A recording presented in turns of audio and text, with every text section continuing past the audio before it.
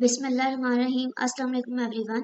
Today we will discuss a play, Waiting for Godot, and it is written by Samuel Beckett. So, starting with the characters, we have four main characters in this play: Vladimir, Estragon, Lucky, and Pozo. Summary. Okay, first of all, I will read summary in English and then I will explain it in Urdu to you. Two men, Vladimir and Estragon, meet near a tree. They converse on various topics and reveal that they are waiting there for a man named Godot. While they wait, two other men enter. Pozo is on his way to the market to sell his slave Lucky. He pauses for a while to converse with Vladimir and Estragon. Lucky entertains them by dancing and thinking, and Pozo and Lucky leave. Okay जब ये play start होता है तो वहाँ हमें दो आदमी दिखाए जाते हैं, दो दोस्त दिखाए जाते हैं जिनका नाम है व्लादिमीर और एस्ट्रागॉन, जो कि एक दरख्त के नीचे खड़े होते हैं और वो आपस में काफ़ी किस्म की बातें करते हैं, जो कि काफ़ी अजीब अजीब बातें होती हैं, अजीब सी टॉपिक डिस्कस करते हैं आपस में। लेकिन जो मेन बात होती है वो ये होती है कि वो उस दरख्त के नीचे एक आदमी का, एक इंसान का वेट कर रहे होते हैं जिसका नाम गॉडड होता है। और जो ये आदमी है ये उन्हें लगता है कि ये बड़ा हेल्पफुल रहेगा उनके लिए, और वो इसके बारे में बड़ी अच्छी बातें करते हैं कि जैसे ये आदमी उनकी सारी मुश्किलात हल कर सकता है, या ये कह लें कि ये बहुत ज़्यादा इम्पोर्टेंट है। अब जब वो उसका वेट करते हैं तो उन्हें दो और आदमी मिलते हैं जिसमें से एक का नाम पोजो होता है और उसके साथ उसका एक स्लेव होता है जिसका नाम होता है लकी। और उसने लकी की गर्दन में रस्सी डाल रखी होती है और वो उसको लेके उनके पास आता है। अब जब वो लकी को लेकर उनके पास आता है तो वो लकी का काफ़ी मजाक उड़ाते हैं, ठीक है। और वो लकी से कुछ अजीब तरह की हरकतें करवाते हैं, जैसे कि पोजो ने उसके गले में रस्सी डाल रखी होती है तो वो उसको जो कुछ करने को कहता है, जो ऑर्डर्स देता है तो लकी वो मानता है क्योंकि वो स्लेव होता है।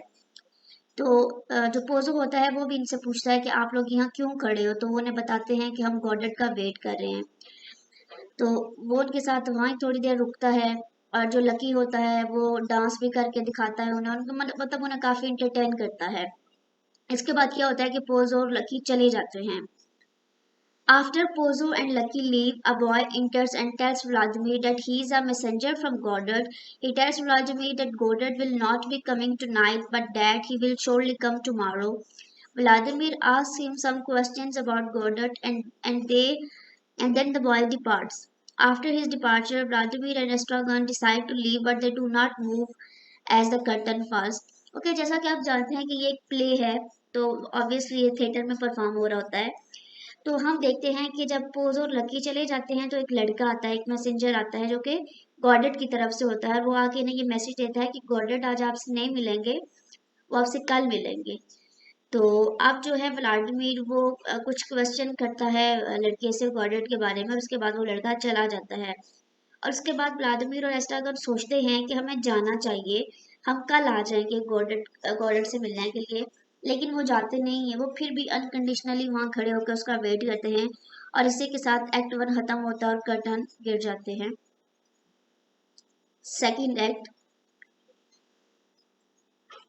The next night, Vladimir and Estragon again meet near the tree to wait for Goddard.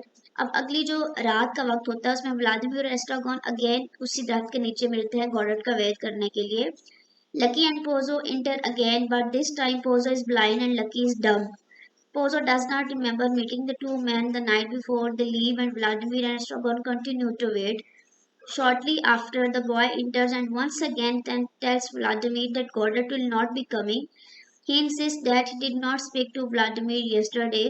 After he leaves, Estragon and Vladimir decide to leave, but again they do not move as the curtain falls, ending the play. अच्छा, जब अगली रात होती है तो हम देखते हैं कि व्लादिमीर और एस्ट्रागॉन जो हैं वो दोबारा वेट करते हैं गॉडर्ड का। और लकी और पोजो जो कि पिछली रात को आए थे उनकी दोबारा एंट्री होती है, लेकिन इस टाइम जो लकी है, जो पोजो है वो ब्लाइंड होता है, ठीक है, वो अंधा हो जाता है, और जो लकी है वो डम्ब हो जाता है। तो पोजो जो है उसको याद तक नहीं रहता कि वो पिछली दफा व्लादिमीर और एस्ट्रागॉन से पिछली रात को मिला था। वो फिर थोड़े से डिस्कशन करके चले जाते हैं और जो व्लादिमीर और एस्ट्रागॉन है वो वेट करते रहते हैं उसका, गॉडेट का।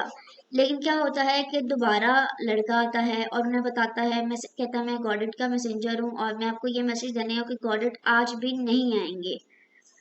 तो जब वो चला जाता है लड़का ये मैसेज दे के, तो एस्ट्रागोन और व्लादिमीर दोबारा सोचते हैं कि गॉडेट आज फिर नहीं आएंगे तो हमें चले जाना चाहिए, हम कल आ जाएंगे। लेकिन एट द एंड वो फिर वहीं रुक जाते हैं और गॉडेट का वेट करते हैं। और इसी तरह जो कर्टन्स हैं फाल करते हैं, कि पर्दे जो होते हैं गिर जाते हैं, और इसी तरह प्ले की एंडिंग हो जाती है। आप आपको देखने में ये प्ले बहुत अजीब लगेगा, लेकिन फर्स्ट ऑफ ऑल यहाँ हम ये क्वेश्चन डिस्कस करते हैं, why does Pozzo go blind, के सेकंड सीन में जो पोजो था वो ब्लाइंड क्यों हो जाता है। In act 2 Pozzo reappears having completely lost his sight and explains that he woke up on fine day as blind as fortune. This line is the closest answer that Bucket offers as to why this sudden change occurred, and his choice of the word fortune here suggests that Pozo's blindness is completely random. Not only does this explanation add to the non-logical nature of the play's universe, it also emphasizes that individuals are powerless to change the course of their lives. अब ये देखिए, इन्होंने हमें जो बात बताई है कि पोजो क्यों ब्लाइंड होता है, तो उन्होंने हमें इसकी कोई वजह ही नहीं बताई। उन्होंने यही बोला कि ये इसकी फॉर्चून में था, ये पोजो की किस्मत में था कि बस वो एक दिन उठेगा और वो ब्लाइंड होगा। तो जिससे जो ये प्ले के राइटर हैं सैमुअल बेकेट, इन्होंने हमें अपने प्ले के बारे में एक डिस्क्रिप्शन से दी है कि कुछ चीज़ें जो होती हैं वो नॉन लॉजिकल होती हैं, सेंसलेस होती हैं। तो उन्होंने बताया है कि ये भी जो पोजो की ब्लाइंडनेस है वो कम्प्लीटली रैंडम है इस प्ले में।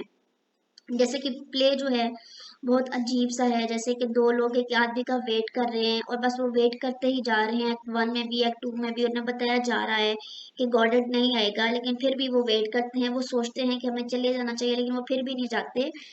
तो ये पूरा प्ले ही अजीब है। ओके, अब हम इसके थीम्स को डिस्कस करते हैं। बेसिकली मैंने यहाँ एक ही थीम लिखा है जो कि बहुत ज़्यादा इम्पोर्टेंट है, absurdism. Absurdism is a philosophical movement that started in the 19th century in Europe. Absurdism deals with the human search for meaning that often fails and reveals that life is illogical and absurd. One of the main absurdist philosophers was Albert Camus. The theater of the absurd or absurdist drama is a genre of drama that explores ideas connected to absurdism. अब हमें यहाँ absurdism का मतलब समझना चाहिए कि क्या है। absurdism का मतलब होता है एक ऐसी चीज जो कि बिल्कुल बेमनी हो, फजूल हो, अजीब हो, जिसमें कि लॉजिक ना हो या सेंस नहीं बन रही हो। बेसिकली ये प्ले एक absurdism genre है, ठीक है, कि जिसमें सेंस नहीं बन रही। अब जो गॉडेट है इसमें इसका ये भी मतलब हो सकता है कि गॉडेट इन लोगों के लिए इनका गॉड है कि जो आएगा और इनकी मदद करेगा। लेकिन यहाँ आप लोगों ने एक बात नोट की है कि ये जो टाइटल है हमारे पास प्ले का, वेटिंग फॉर गॉडेट, अब आप मुझे बता सकते हैं कि इसमें जो वेट कर रहा है गॉडेट का वो कौन कौन कर रहा है। अब आप कहेंगे कि व्लादिमीर कर रहा है गॉडेट का वेट और एस्ट्रागॉन कर रहा है, लेकिन नहीं, गॉडेट का वेट सिर्फ व्लादिमीर और एस्ट्रागन नहीं कर रहे, इसका वेट हम भी कर रहे हैं, हम रीडर्स जिन्होंने ये प्ले पढ़ा है कि गॉडेट कौन है, हमें तजस्सुस है उसके बारे में जानने का कि वो कौन है और वो कब आएगा। तो बेसिकली सैमुअल बेकेट ने हम सब रीडर्स को इस प्ले के जरिए वेट में डाला है और हमें बताया है कि एक प्ले जो होता है या जो अब्सर्डिज्म योनरा होता है वो किस तरह किसी को क्यूरियोसिटी पे मजबूर करता है और किस तरह रीडर्स को कनेक्ट करता है प्लेस के साथ या राइटिंग के साथ। ठीक है, तो ये प्ले बेसिकली अब्सर्डिज्म डिफाइन करता है। ये मैंने आपको एक शॉर्ट सी समरी बताई है। I hope so that you will understand. Thank you so much everyone.